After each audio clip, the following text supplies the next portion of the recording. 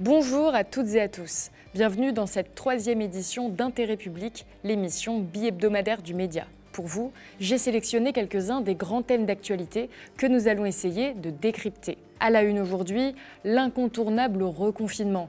Il vient tout juste de commencer et déjà les questionnements surgissent. Était-il vraiment nécessaire ? Comment les autres pays font-ils ? Et surtout, jusqu'à quand va-t-il durer ? Mais il n'y a pas qu'en France que le virus sévit. Les restrictions se durcissent un peu partout en Europe et le mécontentement grandit dans plusieurs pays comme en Italie ou en Espagne où de violentes manifestations anti-couvre-feu ont éclaté. Nous en discuterons avec Philippe Ortona, un journaliste du Média TV qui revient tout juste d'Italie, et Léo Rossel, journaliste lui aussi, qui revient de Barcelone et qui nous parlera des tensions en Catalogne. Dans une dernière partie, les révélations choc d'Oxfam. L'organisation épingle 6 grandes banques françaises qui ont une empreinte carbone qui représente près de 8 fois les émissions de gaz à effet de serre de la France entière. Les banques sont les premières pollueuses en France et nous entraînent dans un monde qui se réchauffera de 4 degrés d'ici à 2100, dénonce le rapport. Les réactions des banques ne se sont pas fait attendre. L'auteur de ce rapport, Alexandre Poidatz, fait le point avec nous sur ce plateau.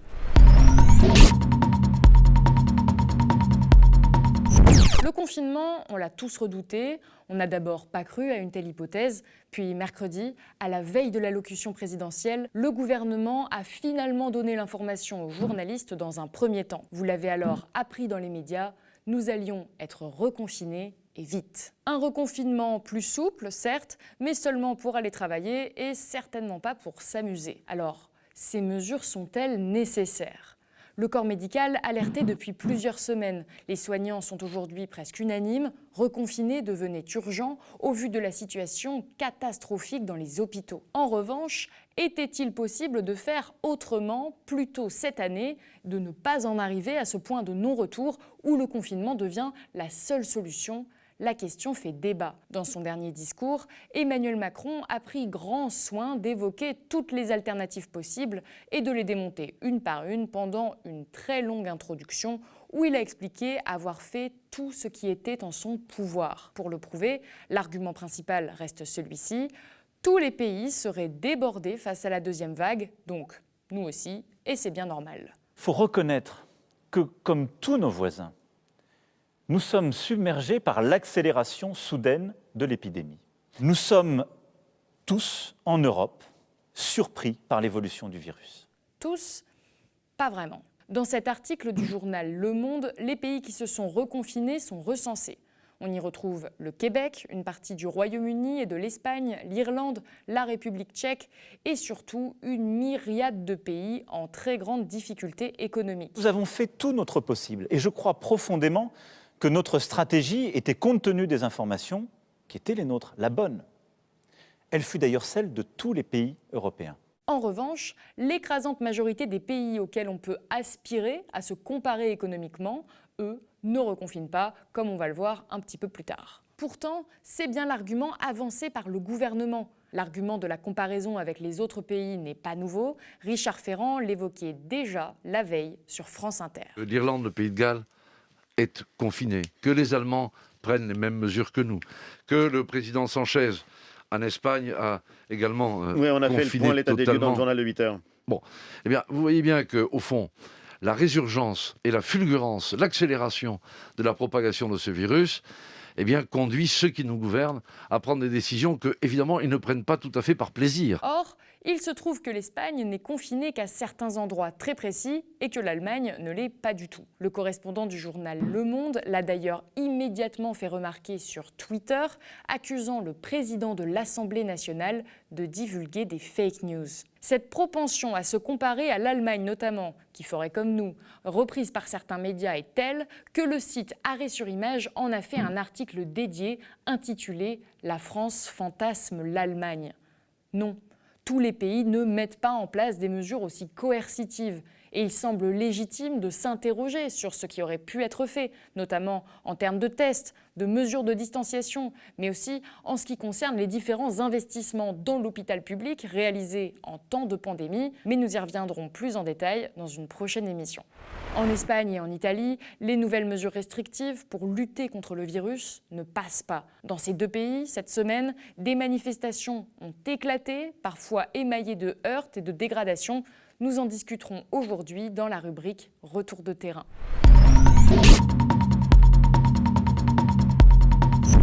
Du nord au sud de l'Italie, ces images de rassemblements, de centaines de personnes en moyenne à chaque fois, autorisées ou non. Des manifestations souvent parties d'appels lancés sur les réseaux sociaux. Le gouvernement a imposé ces derniers jours un semi-confinement, c'est-à-dire un couvre-feu dans plusieurs grandes régions, la fermeture des bars et des restaurants à 18h, ainsi que celle des salles de sport, de cinéma et de concerts. Des mesures pourtant moins dures qu'en France, qui ont provoqué la colère d'une partie de la population. Après Naples, des manifestations se sont étendues à Turin, Rome, Milan ou encore Gênes. Qui manifeste? Pourquoi? Et ce mouvement peut-il durer? Nous en discutons avec Filippo, journaliste au Média TV. Alors Filippo Ortona, bonjour. Bonjour. Vous êtes journaliste. Vous avez vécu en Italie, qui est votre pays natal, et vous revenez tout juste de ce pays. Quelle est la situation sur place? C'est une situation assez particulière. Comme vous le savez, il y a eu plusieurs manifestations après une tentative d'imposition d'un couvre-feu, des manifestations qui ont eu lieu à partir de vendredi dernier. Alors la situation en Italie est un peu différente de la France niveau Covid en ce moment. C'est un peu comme si l'Italie était à un stade intérieur par rapport à ce qui s'est passé en France.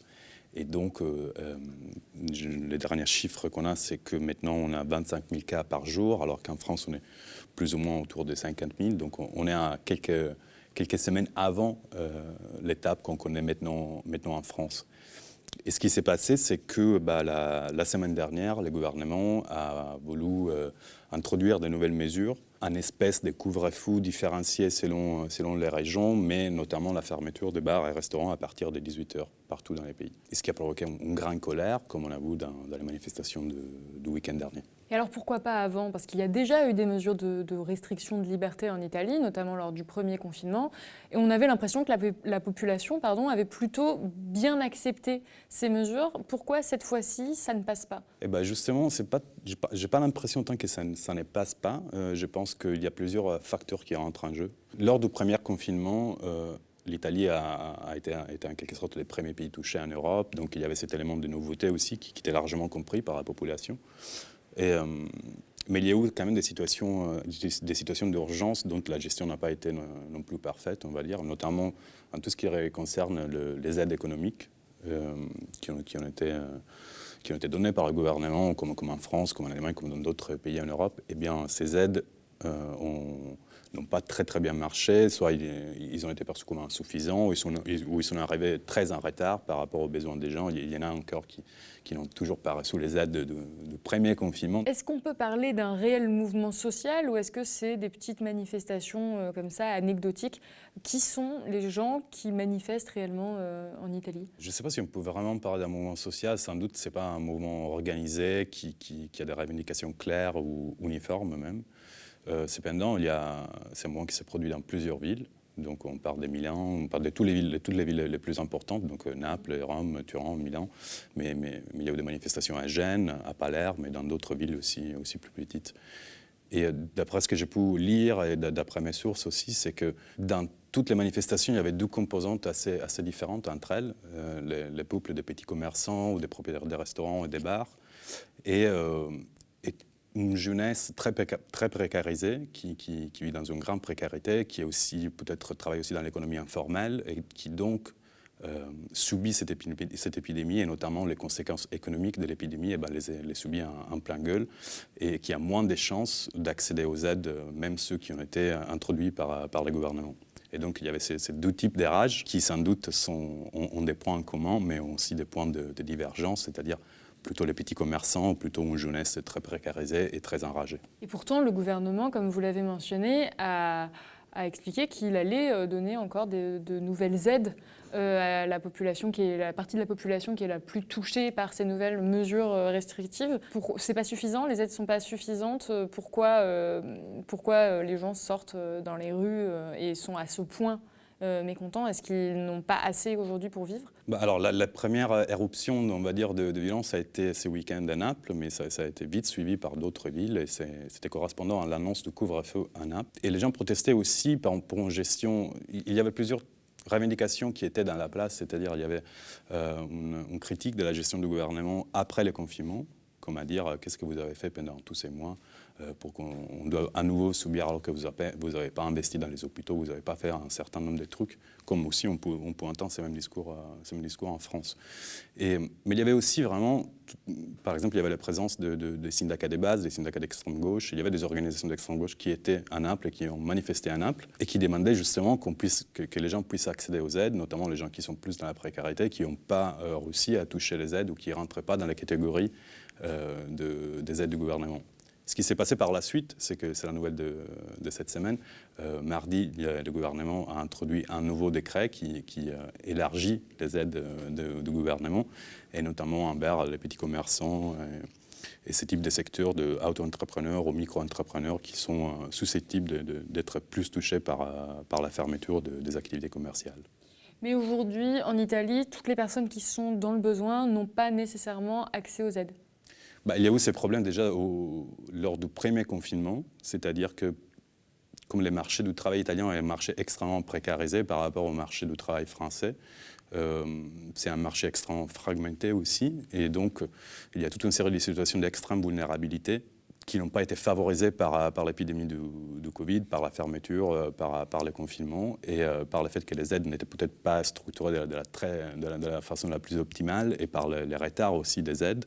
Et puis, il ne faut pas oublier aussi qu'il y a toute une partie du marché du travail qui est un marché informel et qui, du coup, par définition, très souvent, ne peut pas accéder à ce type de soutien. Et pensez-vous que ces manifestations et le mécontentement de manière générale soient assez importants pour faire pression sur le gouvernement italien et obtenir peut-être encore de nouvelles aides ou alors un allègement des mesures restrictives ?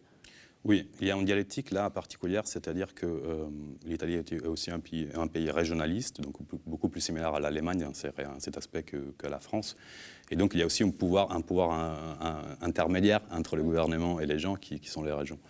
Et souvent les manifestations étaient aussi contre les régions, contre leur façon de gérer la crise, et notamment c'est le cas notamment de Naples.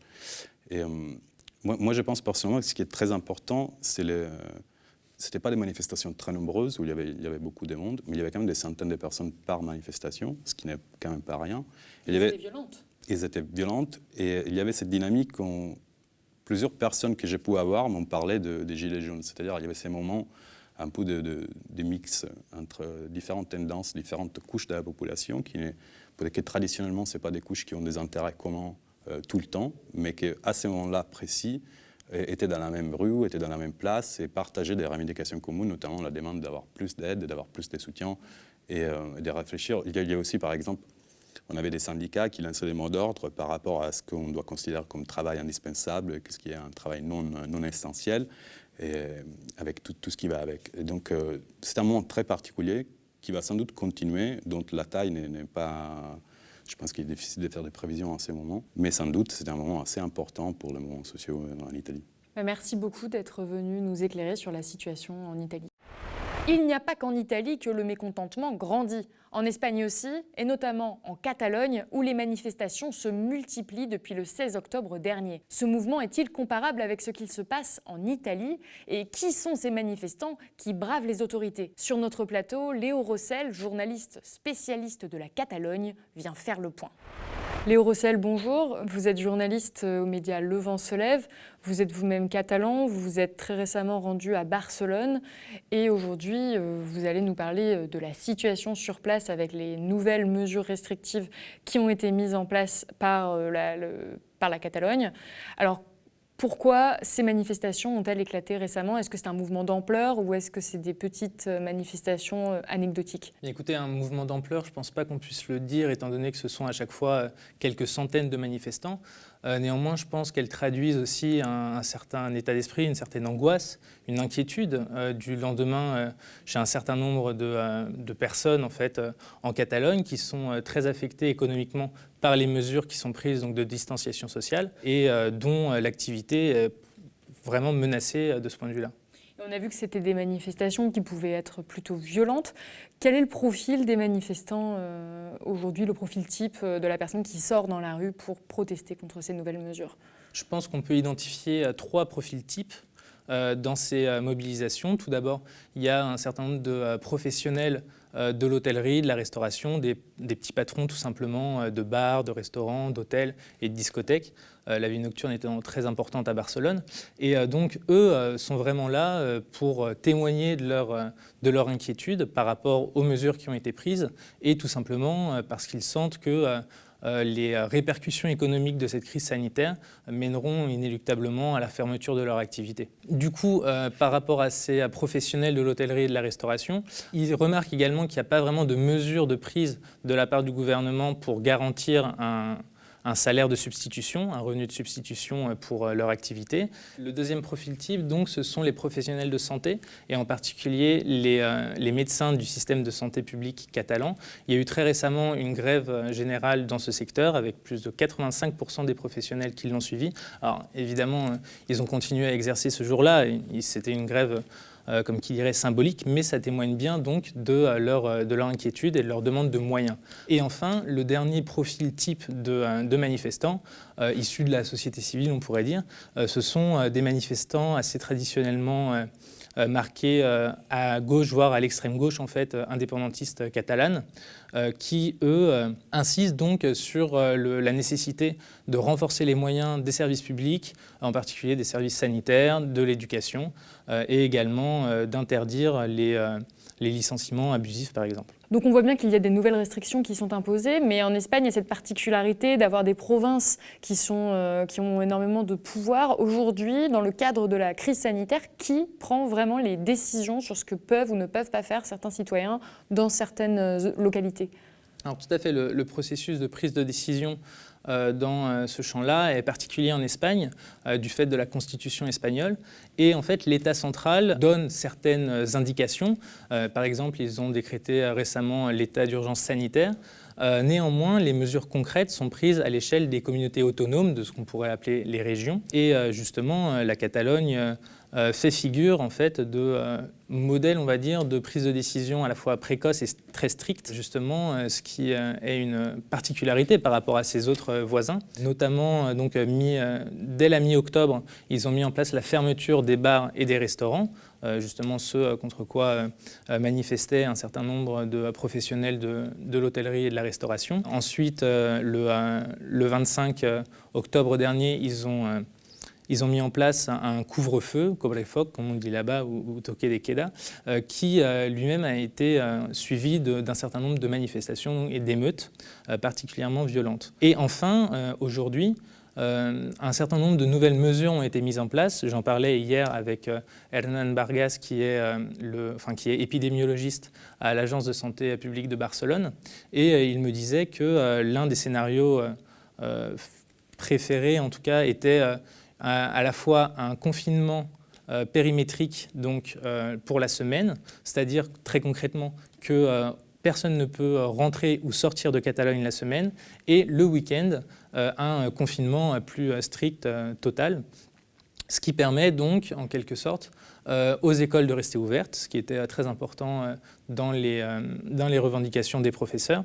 Et ensuite, ça permet également de continuer à aller au travail. Et c'est ce qui est probable. Ce sont les mesures qui ont été prises ce jeudi, justement. Et donc les gens sont mécontents, aussi parce que ça les met dans une situation financière qui est particulièrement compliquée, en plus des restrictions de liberté. Contre qui manifeste? Contre l'État central ou contre le gouvernement catalan qui a, lui, finalement pris ces décisions? Étant donné, comme je vous disais, le processus de prise de décision, c'est très compliqué. Souvent, ce sont des contestations qui touchent le pouvoir en général et plus particulièrement le pouvoir catalan, étant donné que ce sont eux qui appliquent les mesures concrètes. Et par exemple, les principales manifestations se font place Sant Jaume, qui est une place centrale de Barcelone. Et pourtant, ce n'est pas la première fois qu'il y a des restrictions. Encore une fois, depuis le début de la pandémie, il y a eu de très nombreuses mesures qui ont été mises en place, notamment en Catalogne, vous l'évoquiez, qui a été une des premières à mettre des mesures strictes en place, notamment même cet été, quand la plupart du pays était plus ouvert. Pourquoi maintenant ? Pourquoi la contestation survient en octobre ? Tout d'abord, je pense qu'il y a une grande lassitude de la part de cette population. Ensuite, la décision de la fermeture des bars et des restaurants, si elle était complètement légitime du point de vue sanitaire, a aussi entraîné un très grand mécontentement. On l'a vu, ne serait-ce que de la part des professionnels qui ont été directement affectés par cette mesure, mais aussi plus largement dans la population, étant donné que l'essentiel de la vie sociale en Espagne, et notamment en Catalogne, je pense que d'ailleurs c'est à peu près le même cas en Italie, se fait autour du bar et du restaurant en fait. Ce sont des lieux de sociabilité et de rencontres très importants dans la culture espagnole. Nous, en France, souvent on fait des soirées dans l'appartement d'un ami. Là-bas, c'est vraiment le bar qui est le lieu central de ces rencontres amicales. Et donc c'est d'autant plus légitime dans un contexte de crise sanitaire de fermer ce type d'établissement. Néanmoins, pour ce qui est du moral de la population, ce fut un coup dur, évidemment. Et pensez-vous que ces manifestations inquiètent le pouvoir catalan ou le pouvoir central espagnol ? Forcément, oui. Même si elles ne sont pas massives, cela montre bien aussi une difficulté dans la gouvernance, qu'elle soit sanitaire ou plus largement dans le maintien de l'ordre, à laquelle donc sont confrontés aussi bien le gouvernement espagnol que le gouvernement catalan. Et donc, de ce point de vue, évidemment, le fait donc qu'il y ait des émeutes de ce type forcément inquiète les différents pouvoirs. Mais alors, quelle est la particularité catalane dans ces mobilisations ? Alors, la particularité catalane réside justement à la fois dans la précocité et le caractère strict de ces mesures par rapport aux communautés voisines. Et de ce fait, on peut comprendre l'ampleur de la contestation dans la population, tout simplement. L'une des particularités, j'insiste là-dessus dans le cas catalan, c'est que dans le reste de l'Espagne, les mobilisations anti-masques, anti-couvre-feu, anti-mesures de distanciation sociale sont en général le fait de la droite, voire de l'extrême droite proche de Vox, qui donc utilise en quelque sorte ces mesures pour attaquer directement le gouvernement espagnol de Pedro Sánchez, qu'il qualifie de socialo-communiste. Et donc, de ce point de vue-là, ça change complètement. C'est une des différences par rapport au cas catalan, étant donné qu'en Catalogne, comme je vous le disais, ces populations-là qui se mobilisent donc contre ces mesures sont bien plus issues de la gauche, de l'extrême gauche indépendantiste. Et donc voilà, j'insiste vraiment là-dessus. L'une des particularités en Catalogne, c'est que ces mobilisations ne sont pas le fait de personnes qui viennent de la droite, voire de l'extrême droite, mais bien plus de secteurs de l'extrême gauche indépendantiste et anticapitaliste, proches notamment de la CUP. Et on parlait donc de l'Italie tout à l'heure, qui rencontre d'importants mouvements de contestation. Maintenant, l'Espagne, est-ce que c'est une forme de mobilisation qui pourrait également surgir en France, selon vous ? Est-ce que les différents gouvernements européens, plus largement, vont rencontrer des difficultés plus importantes cette fois-ci à faire appliquer des restrictions, des mesures de confinement même ? Encore une fois, c'est compliqué à dire. Pour le cas français, j'ai l'impression quand même que ces mouvements restent très groupusculaires, même s'il y a un terreau, encore une fois, les gens sont eux aussi en France lassés par cette situation. Beaucoup sont inquiets de perdre leur travail, d'avoir leur activité économique complètement à l'arrêt. Et de ce point de vue-là, c'est très compliqué de faire un pronostic sur la capacité de voir émerger un tel mouvement en France. Je pense que ça va énormément dépendre de la durée de ce nouveau confinement. Et typiquement, je pense que si les gens sont privés de Noël en famille, ça peut être une goutte d'eau qui ferait déborder le vase. Voilà, je ne peux pas davantage m'avancer pour le moment, mais ça me semble en tout cas plausible. Merci beaucoup en tout cas d'avoir accepté notre invitation et d'être venu nous éclairer aujourd'hui sur la situation en Catalogne. Dans une dernière partie, les révélations choc d'Oxfam. L'auteur de ce rapport, Alexandre Poidatz, fait le point avec nous sur ce plateau.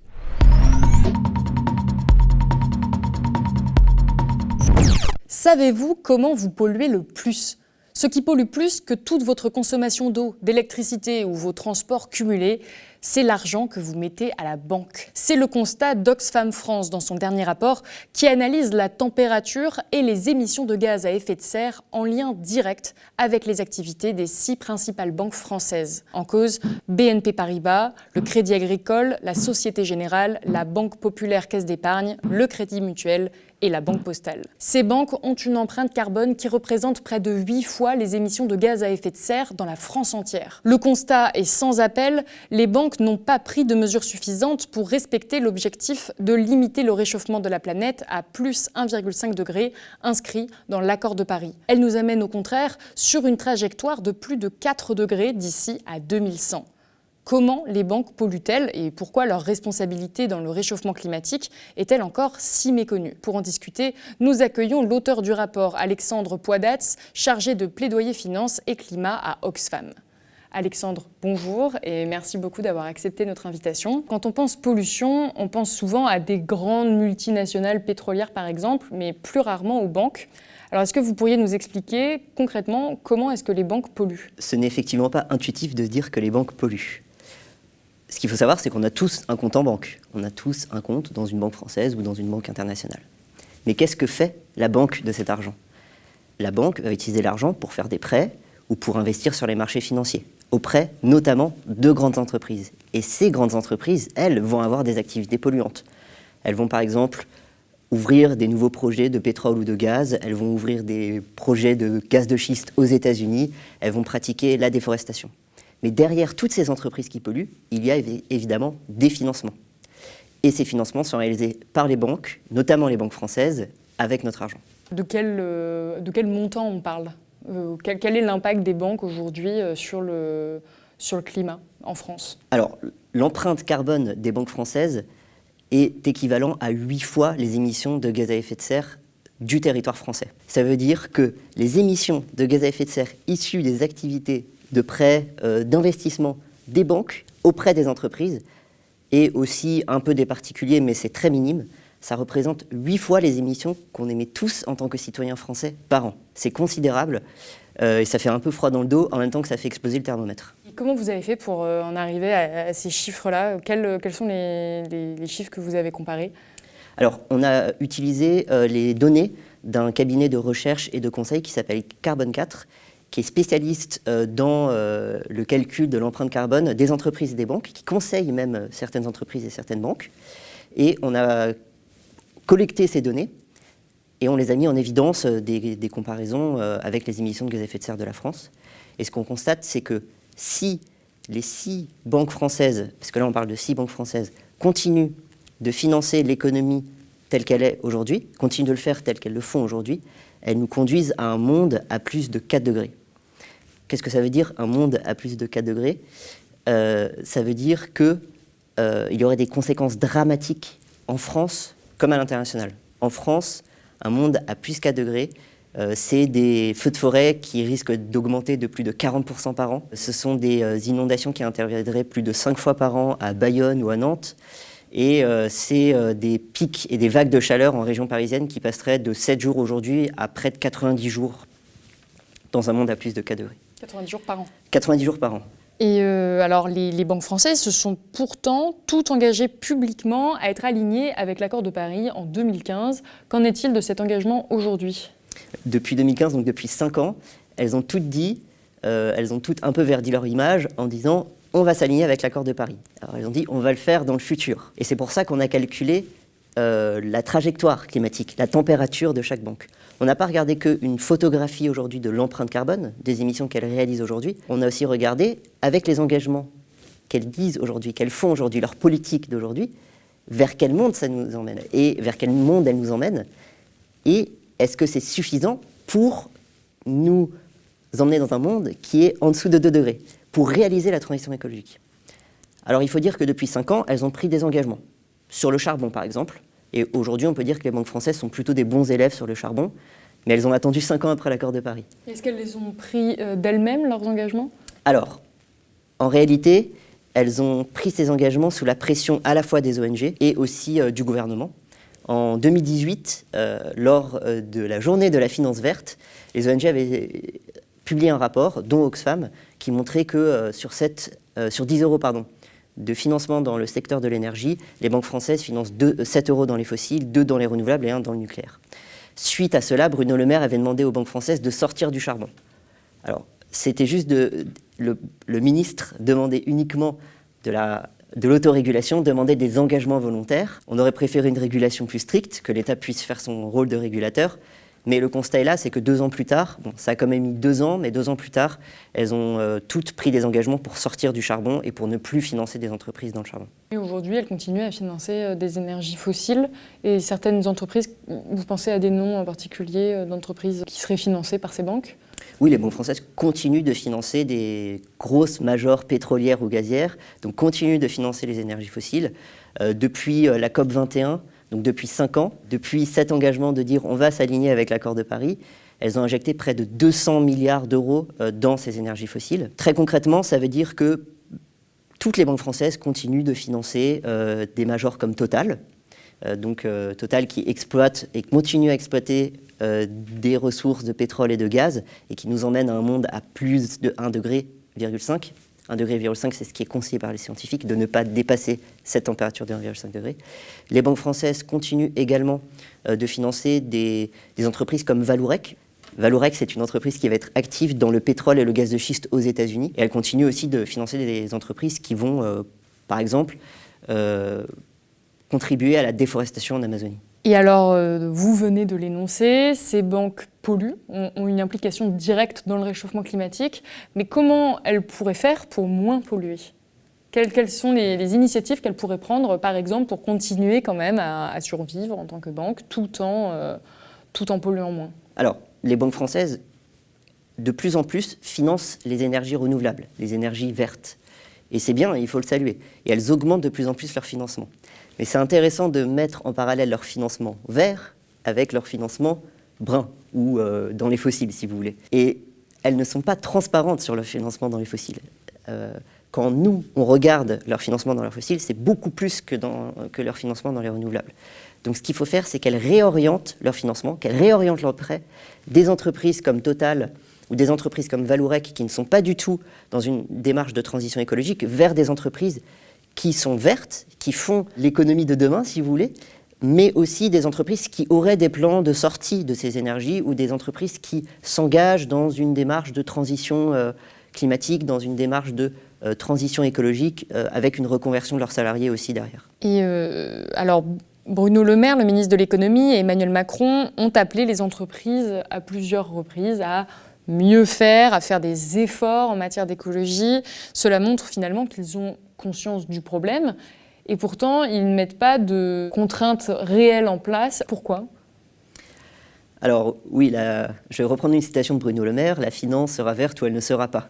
Et effectivement, depuis la COP 21, il y a beaucoup de discours, que ce soit d'Emmanuel Macron ou de Bruno Le Maire, pour dire la finance doit être verte. Et d'ailleurs, la France, l'État français se pose comme le leader de la finance verte au niveau international. Derrière, ce qu'on constate, je l'ai expliqué sur le cas du charbon, c'est que le gouvernement français ne se limite qu'à demander aux banques des engagements volontaires. Je vais faire un constat très simple. Est-ce qu'on peut demander aux pyromanes d'être les pompiers ? Je ne pense pas. Ou d'éteindre l'incendie ? Je ne pense pas. Derrière, très clairement, le gouvernement français refuse de réguler les banques, refuse de les contraindre, parce qu'il y a des enjeux de rentabilité, il y a des enjeux d'argent pour les banques françaises, car malheureusement, c'est encore possible de pouvoir faire de l'argent en finançant, pour les banques en tout cas, en finançant des projets de pétrole ou de gaz aujourd'hui. Et alors, suite à la publication de votre rapport, Laurent Mignon, qui est le président du directoire de la Banque Populaire Caisse d'Épargne et également le président de la commission climat de la Fédération bancaire, vous a répondu. Il a été invité sur Europe 1 pour cela. C'est que c'est une étude statique, essentiellement fondée sur des chiffres de 2017. Donc, statique, ça veut dire quoi ? C'est que quand elle dit vous serez sur une trajectoire à 4 degrés à 2100, c'est-à-dire qu'elle considère que rien ne va bouger. En 2017-2100, Même situation. Et dans le journal L'Opinion, le même Laurent Mignon se défend. Il dit « La finance ne peut pas être totalement verte dans un monde qui ne l'est pas ». Qu'est-ce que vous répondez à cela ? Alors, premièrement, il faut déjà savoir que M. Mignon défend ses intérêts puisqu'il est le représentant de la Fédération française bancaire qui est le lobby des banques françaises. Lorsqu'il dit l'étude est statique, c'est-à-dire que c'est une photographie uniquement d'aujourd'hui, il a raison lorsqu'on parle de l'empreinte carbone. Mais comme je l'ai expliqué, on regarde également la trajectoire et les engagements des banques d'aujourd'hui et vers quel monde elles nous emmènent demain. Est-ce que c'est un monde dans lequel l'économie est décarbonée ? Et la réponse est très clairement non, puisqu'elle nous emmène dans un monde à plus de 4 degrés. Donc là-dessus, ce n'est pas vrai. Il a tort de dire qu'on a une analyse statique. Au contraire, on aimerait que les banques puissent prendre plus d'engagement vers la transition écologique. La deuxième chose, c'est qu'il dit, les données, vous l'avez souligné, datent de 2017. Alors là, c'est, si vous me le permettez, l'hôpital qui se fout de la charité. Pourquoi on utilise des données de 2017 ? C'est tout simplement par manque de transparence des banques. Et les banques vont publier des résultats parfois 2 ans après l'année d'analyse ou l'année d'exercice de leurs activités. Donc nous, on utilise uniquement les données transmises à la société civile et en général, qu'on peut ensuite exploiter. J'invite M. Mignon et toutes les banques françaises à dévoiler chaque année par elles-mêmes leur empreinte carbone, à dévoiler chaque année par elles-mêmes quelle est leur trajectoire climatique et également leur financement dans les énergies fossiles, parce qu'elles communiquent très volontiers sur leur financement dans les renouvelables, par exemple, dans des énergies vertes, mais on ne sait pas ce qu'elles financent dans les énergies fossiles. Enfin, le dernier point que vous soulevez, c'est de savoir est-ce que la finance peut tout faire et qu'il soulève. Bien sûr, la finance ne peut pas tout faire. C'est toute l'économie, y compris les entreprises, qui doivent s'aligner sur une trajectoire respectable pour la planète. Mais il faut comprendre que les banques sont au cœur de ces activités et que 1 euro investi aujourd'hui va avoir une influence sur 30 ou 40 ans. Parce qu'un projet d'exploitation de pétrole ou de gaz, ça va durer plus de 40 ans. Il y a un effet de verrou derrière. Donc les banques ont une responsabilité majeure. Et le dernier point que je voulais dire, c'est que les banques, elles agissent partout dans le monde. Donc, on peut regarder les entreprises françaises, mais les banques, elles vont aussi financer des entreprises américaines, des entreprises chinoises, des entreprises indiennes. Donc, ce sont des acteurs internationaux qui ont un impact majeur. Et pour vous donner juste un dernier chiffre et une idée de l'ampleur de leur pouvoir économique, les actifs gérés, l'argent géré par les banques françaises, ça équivaut à 3 fois le PIB de la France. C'est absolument considérable et colossal. Alors du coup, pour remédier à cette situation, quelles sont vos préconisations en tant que responsable de plaidoyer chez Oxfam ? Alors, on demande à l'État français de définir les règles du jeu. Lorsqu'on a des acteurs économiques qui ont un impact 8 fois supérieur en termes climatiques au territoire français, c'est véritablement une affaire d'État. Donc on demande à l'État de réguler les banques. Comment ? On demande à ce que l'État puisse labelliser chaque banque française en transition ou non. Ça veut dire qu'une banque pourra être labellisée si elle respecte un certain nombre de critères. Et ces critères doivent être définis par l'administration publique, par l'État, par le gouvernement. Il ne doit pas être laissé aux mains des banques françaises. Il faut comprendre que sur le charbon, les banques, elles ont exclu certaines entreprises. Donc elles peuvent le faire, c'est réaliste. Maintenant, on demande à ce que l'État puisse élargir cette liste d'exclusion d'entreprises qui n'auraient pas enclenché la transition écologique, mais à d'autres secteurs d'activité, et notamment au secteur d'activité le plus polluant. On demande également autre chose, et si vous me permettez, je vais aborder ce sujet. Il y a eu beaucoup de débats autour de ce qu'on appelle la contrepartie écologique des entreprises lors du plan de relance. En fait, le sujet des banques ou le sujet des entreprises est très lié à ceci. Et lorsque le président de la Fédération française bancaire dit « ce n'est pas qu'aux banques d'agir, c'est aussi aux entreprises », il a raison. Sauf que l'État ne veut pas demander aux banques des contreparties écologiques.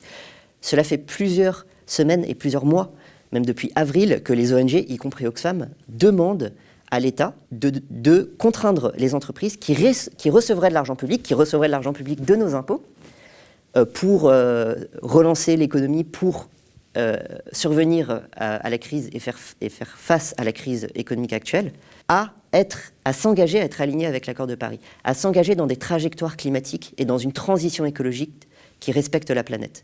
Sauf que l'État refuse de contraindre ces entreprises aujourd'hui et refuse de siffler, si vous voulez, les règles du jeu, de donner les règles du jeu et de donner un cadre respectable pour la planète, dans lequel les banques et les entreprises peuvent évoluer.